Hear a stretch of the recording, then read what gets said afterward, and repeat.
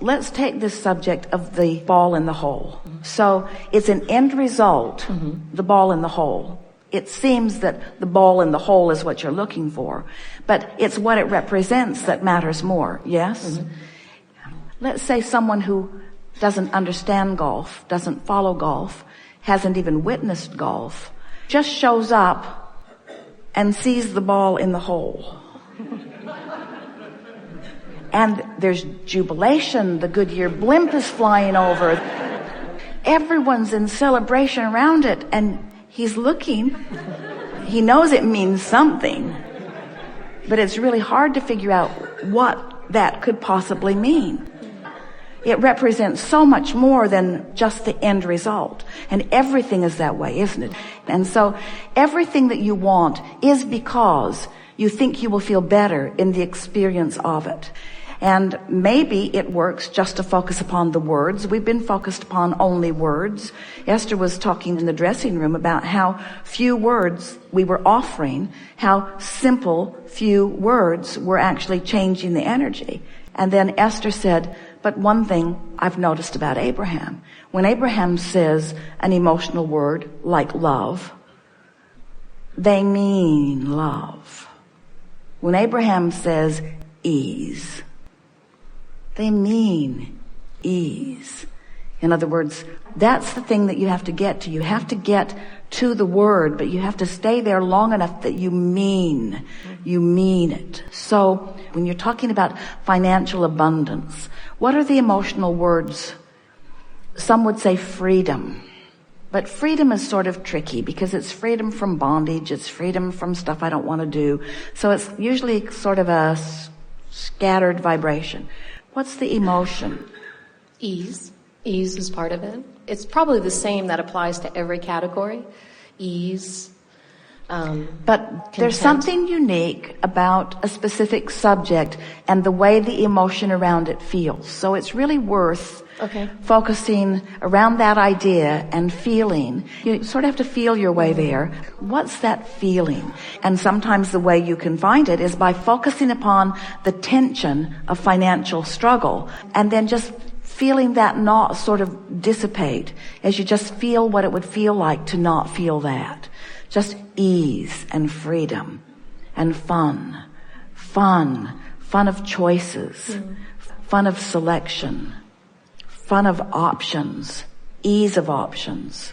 We offered in the early days of talking about processes, a wallet process where we encouraged you to somehow find $100 and put it in your wallet or your pocket or your purse, and don't spend it, but spend it mentally. And some said, well, do I really have to put it there? And we said, well, it's helpful to have it there. And some said, well, I don't have $100 to put there. And we said, well, then you're not ready for this game. But put $100 in your pocket and then move through the day and say to yourself, I could buy that. I could buy that. If I wanted to, I could buy that. I could buy that. I could buy one of those shoes. I could buy that, I could buy that, I could buy that, I could buy that. And you just can't walk around noticing how many things, if you wanted to, you could, if you wanted to, you could, if you wanted to, you could, if you wanted to, you could, if you wanted to, you could, without shoring up that emotion around the feeling of money. You're just going to start feeling more abundance. You're going to start feeling more freedom. I have the freedom if I wanted to do that. I have the freedom if I wanted to do that. Just anything that you can do to give yourself that feeling. And then here's the most important thing. Don't try to fill the grid in yourself. Because it's that attempt at something that doesn't work that messes up the vibration of the grid. Your grid is present tense. How do you feel about this grid? Is it making sense to you? You get it?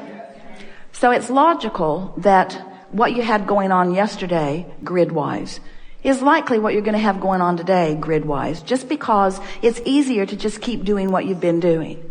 But when you become aware that the grid that you've got going might not be serving you very well because it's a grid that is laced with negative emotion rather than positive emotion, so you make the determination that you're going to try to find more positive feelings to begin a new grid. begin a new grid. Let's put it that way. Rather than trying to morph your grid forward and change the grimy grid to something clearer, let's start a new grid now, start a new grid now, start a new grid now, start a new grid now. And if you realize that all of your power is in the now, because all of your rendezvous point is in the now. All of your grid filling in power is in the now. So if you've got this grid going on and it's been going on for a while, it's logical that the better it gets, the better it gets. And your grid is going to become more and more specific as more and more fills in with it. Does that make sense to you? But there's real power for you. It's a real turning point for you if you will acknowledge that you're starting a new grid now. And the question that you might want to ask yourself is, am I just carrying over the old one? Well, it is likely that you are. And sometimes it's okay if you got a really good one going. But if you don't, then you want to start a new one and you want to start it now. And the more general you get in the process, the better. So how did that feel? Did you like the idea of just finding the feeling of freedom and the feeling of well-being? Can you feel how that's a good emotional grid? And then didn't it fill in even more with that analogy that we gave you, a process, a Wallop process of something to do? Didn't it even make more sense to you? Well, that's the grid filling in. If finances are something that are important to you, as you've been listening and feeling with us, you've already reestablished a new grid now. Your point of attraction relative to finances has changed just as a result of this conversation. So now you have three options. You can keep it going, which is the easiest thing to do because momentum and inertia is always easier. Or you can not keep it going and just continue on with whatever you've had going on. Or you can not keep it going, but get it going again. And not keep it going and get it going again. And that's really what's most practical for most of you. Just keep going after it again. Just keep saying, oh, new moment, how do I feel?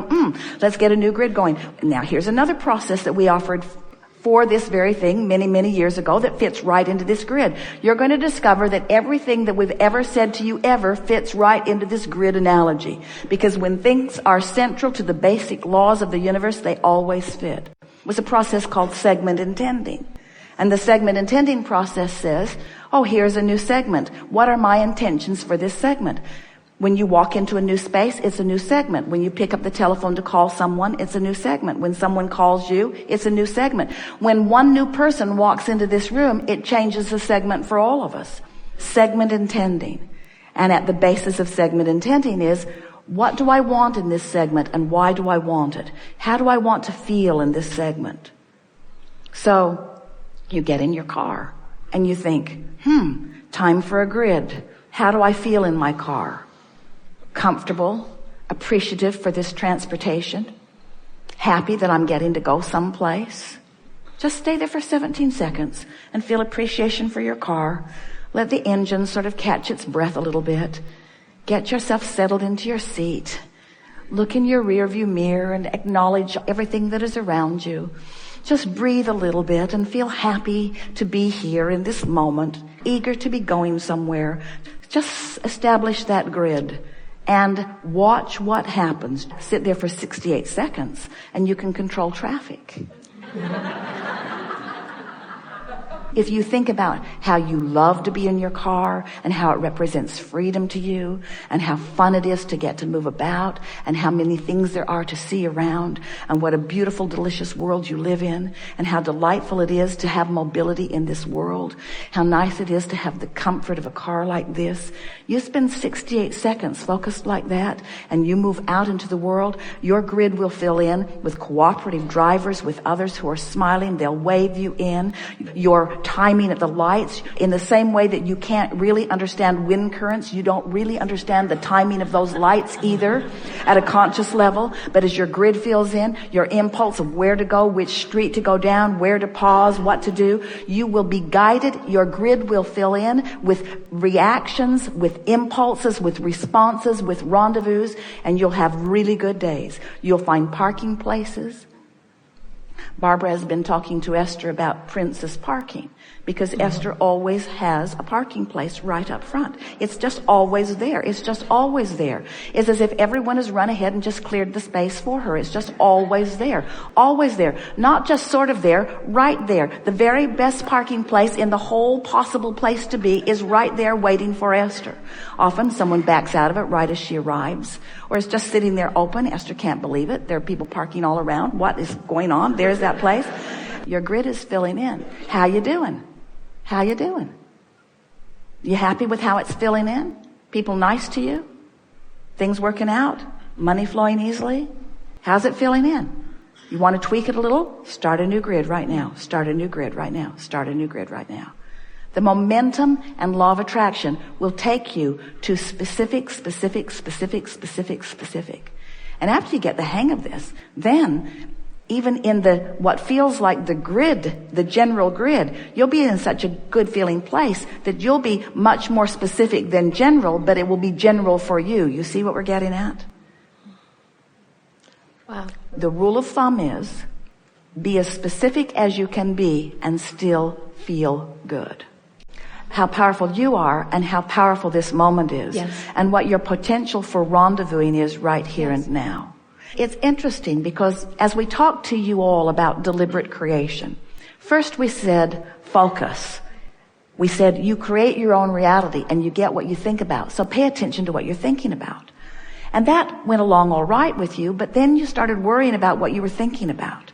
And then we started putting emphasis on allowing. In other words, you ask, step 1, the universe supplies, step 2, and you have to line up with it, step 3. And now we're even more specifically helping you to understand this process by letting you know, yes, you do create your own reality. And people will say, well, Abraham, we're not sure what you really think we should be doing. Should we be focusing? Should we be meditating? Should we be asking? Should we be allowing? And we say, you've done enough asking really to keep yourselves busy for 20 or 30 lifetimes. You've been mixing it up. You have a vortex full of all kinds of things that you want, and your inner being has already become the vibrational equivalent of all of those things. So your work really is to relax and allow yourself to be in the vibrational vicinity. This grid conversation, here we are in this place, we've come round again with more specifics to help you to understand that your point of attraction, your point of power is right here and right now.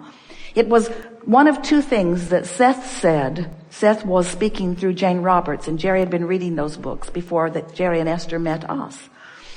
And Seth said, you create your own reality. And that rang Jerry's bells so strongly. He loved the idea of it. He just could not imagine how that could possibly be so, because there were so many people living what they did not want to live, who he could not understand. If they create their own reality, why are they doing that to themselves? And so we've spent all of these years saying that you get what you think about. You don't get what you want. You get what you think about. When you think about what you want, you get it. When you think about the absence of what you want, you get the absence of what you want. You get what you think about. You create your own reality through your focus, you see. And then Seth said, your point of power is in the present. That made Jerry crazy with excitement. He loved feeling the control of now, but what could that possibly mean? Does that mean I stand in my now and I just focus very deliberately? Focus, carry a notebook around, do. Your point of power is in the present.